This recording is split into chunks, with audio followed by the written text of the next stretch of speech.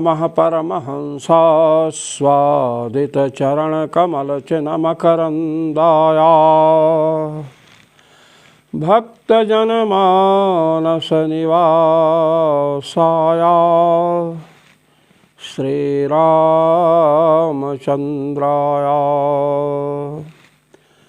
यत्र यत्र रघुनाथकीर्तनं तत्र तत्र कृतमस्तकाञ्जलिं बाष्पवारि परिपूर्णलोचनं मारुतिं नमत राक्षसान्तकम् सीतानाथसमारम्भां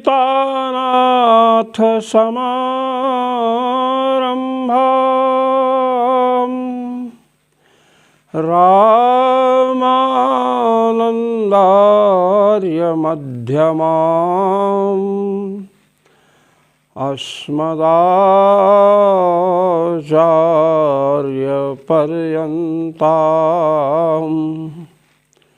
वन्दे गुरुपरम्परां वन्दे गुरुपरम्परां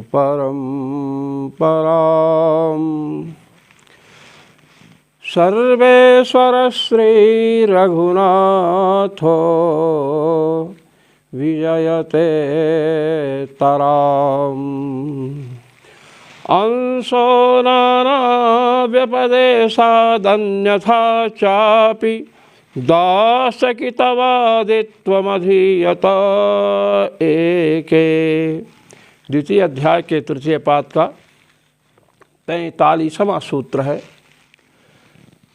कह रहे हैं भगवत पाद श्री स्वामी रामानंदाचार्य जी महाराज, अयम जीवो ब्रह्मांश एव, यह जीव ब्रह्म का ही अंश है। कैसे कहते कुतः, कहे कैसे, कहे नानात्वव्यपदेशात् एकत्वव्यपदेशाच्च। कहते सुनिए, जीव ब्रह्म का ही अंश है। कहे कैसे, नानात्वव्यपदेशात् एकत्वव्यपदेशाच्च।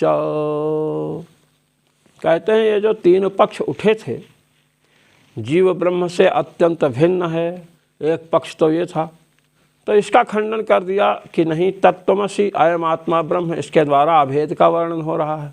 जो द्वैतवादी है, जीव ब्रह्म को परस्पर अत्यंत भिन्न स्वीकार कर रहा है, वह कह रहा है कि तत्त्वमसि अयम आत्मा ब्रह्म, यह जो अभेद का प्रतिपादन करने वाली श्रुतियां हैं, यह विरुद्धार्थ का प्रतिपादन कर रही हैं। जैसे वहनिना सिंचति, आग से सींच रहा है। अब आग से सेकक क्रिया होगी, सेक माने हाथ सेकना मत समझ लीजिएगा महानुभावों। लोग हाथ सेकते ना आग में, वो नहीं। सेकना माने गीला करना। इस कपड़े को पानी से गीला करते हैं ना, पैर धोते हैं ना जल से, तो पैर गीला हो जाता है। ऐसे वह निनासिंचत, वन से गीला कर आग से पैर धो रहे हैं। आग से पैर धो सकते हैं क्या? पानी से पैर धोएंगे। कोई कहा आग से पैर धो रहे हैं, तो ये विरुद्धार्थ का प्रतिपादक वाक्य होने से क्या हो जाएगा? अप्रामाणिक हो जाएगा। अब श्रुति है तत्त्वमसि अयम आत्मा ब्रह्म, तो अभेद का प्रतिपादन कर रही है यह श्रुति, तो इसको हम अप्रामाणिक तो नहीं कह सकते हैं, किंतु गौणी श्रुति है। अमुख्य श्रुतिरियम, यह श्रुति अमुख्य है, प्रधान श्रुति नहीं है। प्रधान तो भेद का प्रतिपादन करने वाली है, ऐसा द्वैतवादी महानुभाव कहेंगे। आपने कहा कि ब्रह्म ही अविद्या के कारण भ्रांत हो गया, जीव बन गया, और तत्त्वमसि अयम आत्मा, ये अभेद का प्रतिपादन करने वाले श्रुतियाँ कहें तुम वही हो, यह आत्मा ब्रह्म है।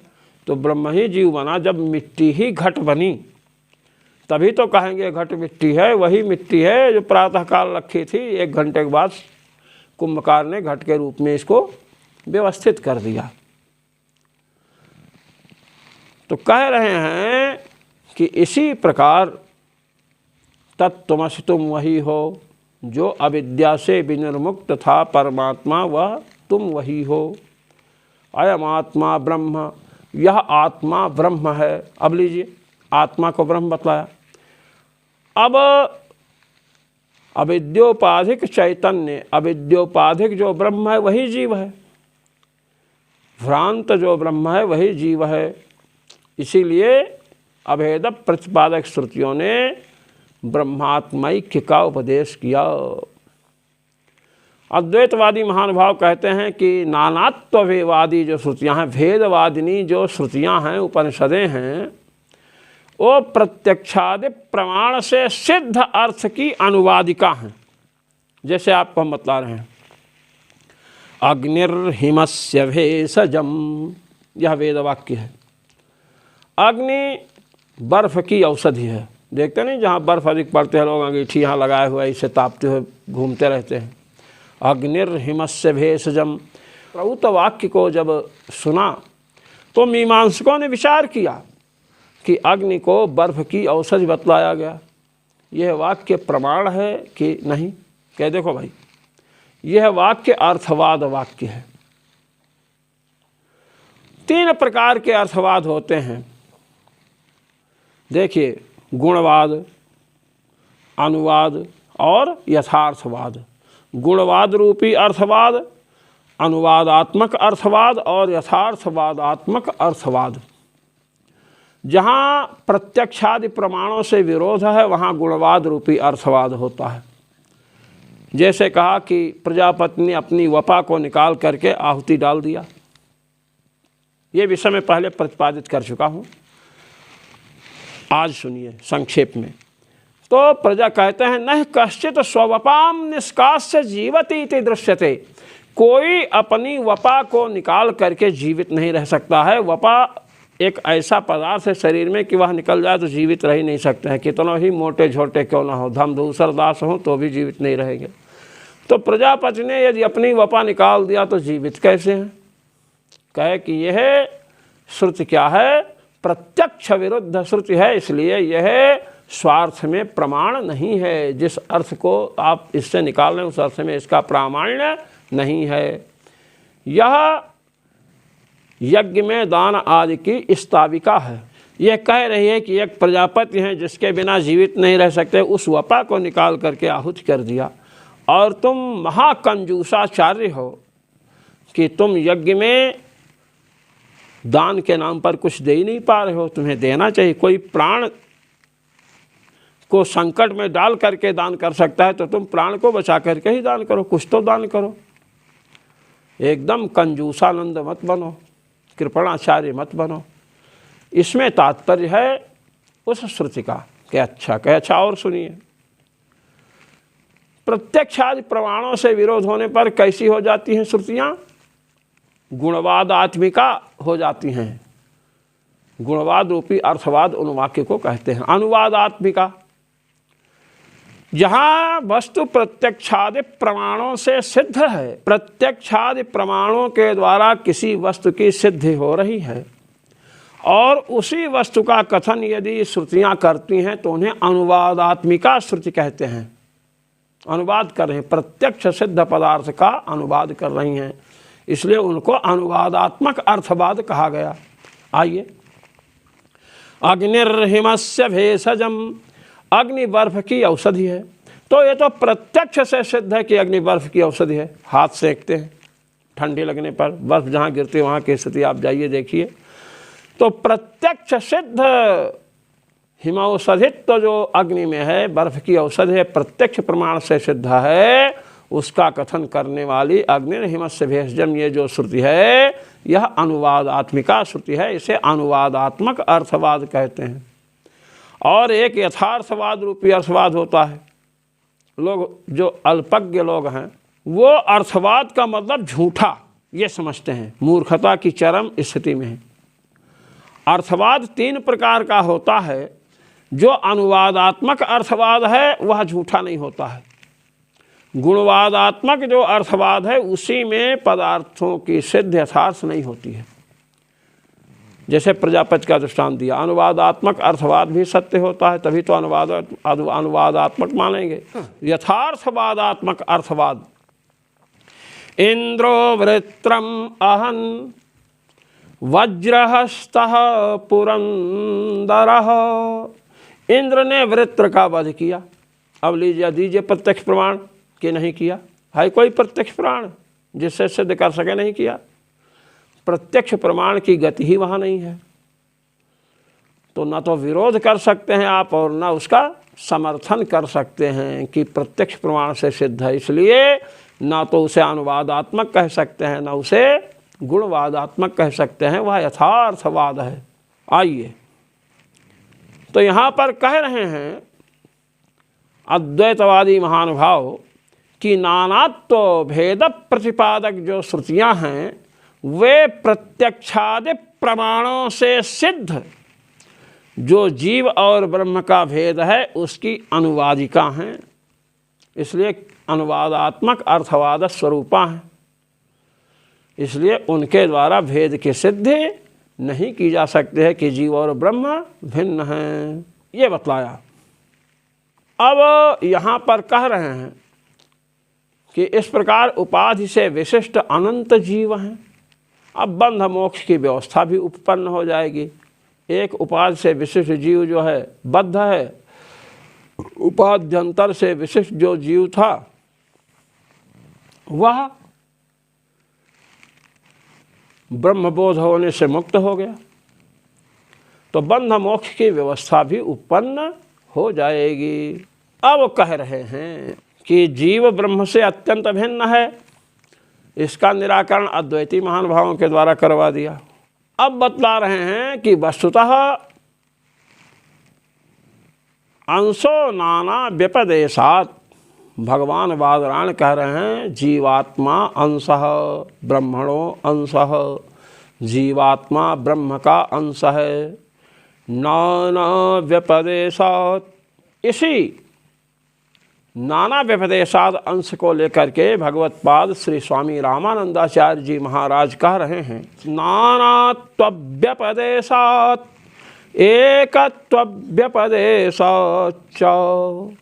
नानात्व का भी कथन है और एकत्व का भी कथन है। अयम आत्मा ब्रह्म तत्त्वमसि, इसके द्वारा एकत्व का कथन है। और भोक्ता भोग्यम प्रेरितरम चमत्वा, भोक्ता जीव भोग्य प्रकृति प्रेरिता परमात्मा, नानात्व भेद का भी कथन है। ज्ञौ द्वावजा विसौ, एक सर्वज्ञ है एक अल्पज्ञ है, ये नानात्व भेद का कथन है। अब दे रहे हैं और प्रमाण। नित्यो नित्यानाम चेतनश्चेतनानाम् एको बहूनां यो विदधाति कामान्। श्वेता सूत्रोपनिषद है। नित्यः, नित्यानाम, जो नित्य वस्तुएं हैं उनमें भी नित्य है। चेतनश्चेतनानाम, चेतनों के मध्य में उत्तम चेतन है। चेतना नाम से बहुत्व का कथन किया गया, जीव बहुत हैं। और चेतना से एकत्व का कथन किया गया, परमात्मा एक है। तो नानात्व का व्यपदेश, जीवों में परस्पर नानात्व है, भेद है। जीव और परमात्मा में भेद है, यह बात बतलाई जा रही है। एको, परमात्मा एक है। बहुनाम यो विदधाति कामान, बहुनाम चेतनानाम, अनंत जीवों के लिए भोग पदार्थों की रचना करता है, रसोईया नहीं है। संकल्प मात्र से जगत की सृष्टि करते हैं परमात्मा, जिनसे जीव भोग वस्तुओं को प्राप्त करते हैं। ये 6ठे अध्याय का 13वां मंत्र है। य आत्मनि तिष्ठन् यस्य आत्मा शरीरम, बृहदारण्यक 3 अध्याय का 7वां का 22। जो आत्मा के अंदर निवास करता है, आत्मा जिसका शरीर है। पतिम विश्वस्य आत्मेश्वरम इत्येवमादिश्रुतिभिर्जीवेश्वरयोः उभयोः नित्यत्वेन जीवकामविधातृत्वेन तयोः शरीरशरीरित्वेन उपास्योपासकत्वेन नियम्य नियन्त्रित्वेन भृत्यस्वामित्वेन सृज्यसृष्टित्वेन रक्षरक्षकत्वेन च जीवपरमात्मनोर्नानात्वेन व्यपदेशात्। अंशो नाना व्यपदेशात् जो सूत्र है, अंशः जीवात्मा परमात्मनो अंशः, जीवात्मा परमात्मा का अंश है। हेतु क्या दिया? नानात्व व्यपदेशात्, नानात्व का कथन होने से। देखिए, पतिं विश्वस्य आत्मा ईश्वरम आत्मेश्वरम, पतिं विश्व समग्र विश्व का पति है, आत्मेश्वरम जीवात्मनः ईश्वरम जीवात्मा का भी स्वामी है, इत्यादि जो श्रुतियाँ हैं उनमें जीव और ईश्वर में नानात्व का कथन किया जा रहा है। उभयोर नित्यत्वेन, दोनों तो नित्य हैं, नित्यो नित्यानाम, ये जीवकम एको बहूनाम यो विदधाति कामान, एक है किंतु अनंत जीवों के भोगों का सृजन करता है। जीव काम विधाता है, जीवों के लिए मोक्ष भोग का विधान करने वाला है। इन दोनों में यस्यात्मा शरीरम, शरीर शरीरत्वेन कथन किया गया। भेद कथन क्या है? शरीर शरीर, तो शरीर शरीरी भाव जीव, जीवात्मा और शरीर, इसमें शरीर शरीरी भाव है। भेद है कि नहीं? जीवात्मा शरीर से भिन्न है ना? हाँ। उपास्योपासकत्वेन, जीवात्मा उपासक है और परमात्मा क्या है? उपास्य। मुमुक्षुर्ब्रह्मोपासित, मुमुक्षु ब्रह्म की उपासना करे तो ब्रह्म उपास्य है और जीवात्मा क्या है? उपासक है। उपास्य उपासकत्वेन निर्देश है। नियम्य नियंत्रित्वेन अंतः प्रविष्टः सौस्तजनानां अंतरो यमयति इत्यादि श्रुतियाँ और स्मृतियाँ जीवात्मा और परमात्मा में नियम्य नियंत्रित्व भाव का कथन करती है। जीवात्मा नियम्य है और परमात्मा नियामक है, नियंता है। अभी परायत्ताधिकरण में तो यही बात बताई गई, जीव की प्रवृत्ति ईश्वराधीन है। भृत्य स्वामित्वेन, जीवात्मा भृत्य है, परमात्मा स्वामी है। सृज्य सृष्टित्वेन, जीवात्मा देहादि की प्राप्ति करता है, इसलिए देहादि को लेकर सृज्य कोटि में आएगा और सृष्टा परमात्मा है। रक्ष रक्षकत्वेन, परमात्मा रक्षक है और जीवात्मा रक्ष है। इस प्रकार जीव परमात्मनोर्नानत्, जीव परमात्मनोर्नानत्, जीव परमात्मनोर्नानत्वेन व्यपदेशात्, जीव और परमात्मा में भेदत्वेन कथन है, इसलिए जीव और परमात्मा भिन्न हैं। अच्छा, तत्त्वमस्यादि वाक्यों को जो प्रस्तुत किया द्वैती महानुभावों ने, तत्त्वमसि अयमात्मा ब्रह्म, ये जो वाक्य प्रस्तुत हुए उनके विषय में आप विशिष्टाद्वैती महानुभावों का क्या कहना? कह श्रूयताम, सुनिए। तत्त्वमस्यादिभिश्च एकत्वेन व्यपदेशात्, तत्त्वमसि यह वाक्य और अयम आत्मा ब्रह्म यह दूसरा वाक्य, इन दोनों के द्वारा एकत्व का अभेद का व्यपदेश होता है। कहे तो अभिन्न है तो नानात्व कथन कैसे? और यदि नानात्व भेद है तो अभेद का कथन कैसे? कहे सुनो।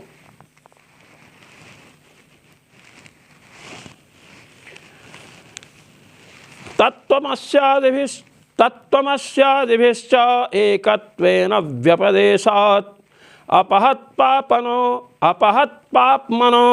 अविद्या प्रत्यनीकस्य निर्वद्य निरञ्जनस्य मायाधीशस्य सर्वज्ञस्य सर्वशक्तेः सर्वदैक रसज्ञानस्य उपाधि संबंध कृत जीवत्वानुपपत्तेः।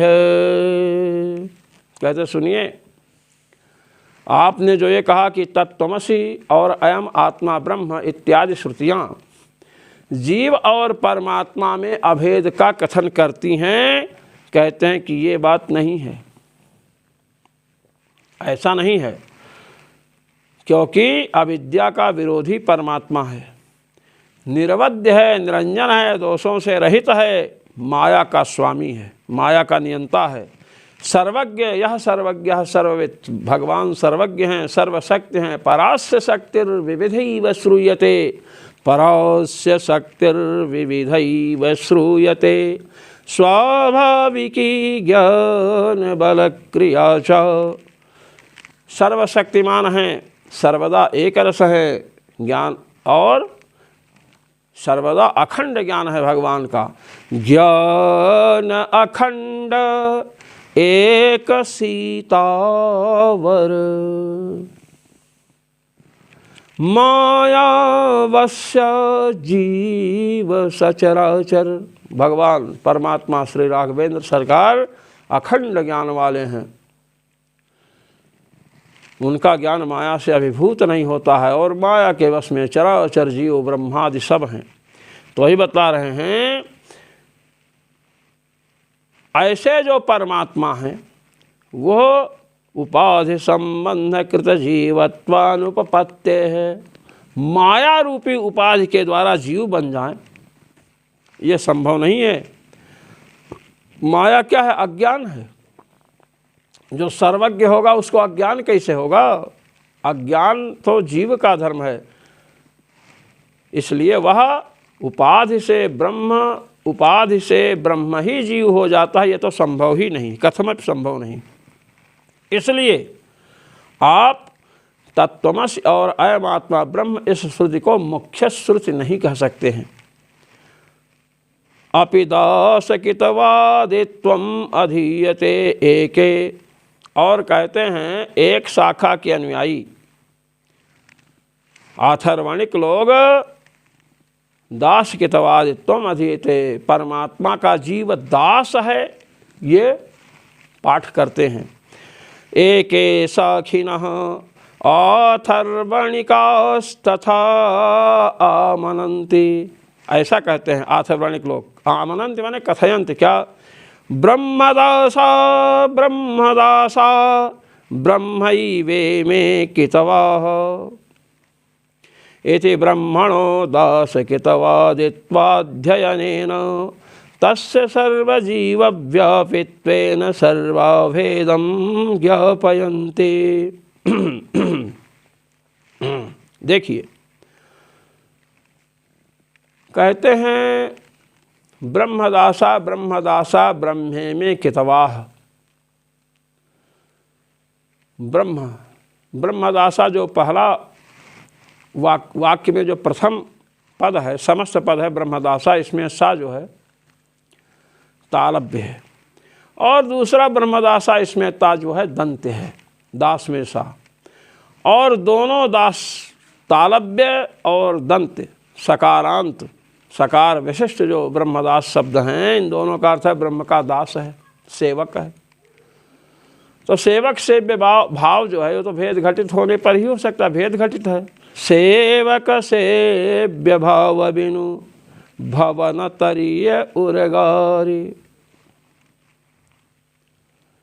तरहि न बिनु से ये मम स्वामी, राम नमामि नमामि नमामि। भगवान का सेवन किए बिना, अर्थात सेवक सेव्य भाव के बिना संसार को पार नहीं पा सकते हैं, संसार को पार नहीं कर सकते हैं।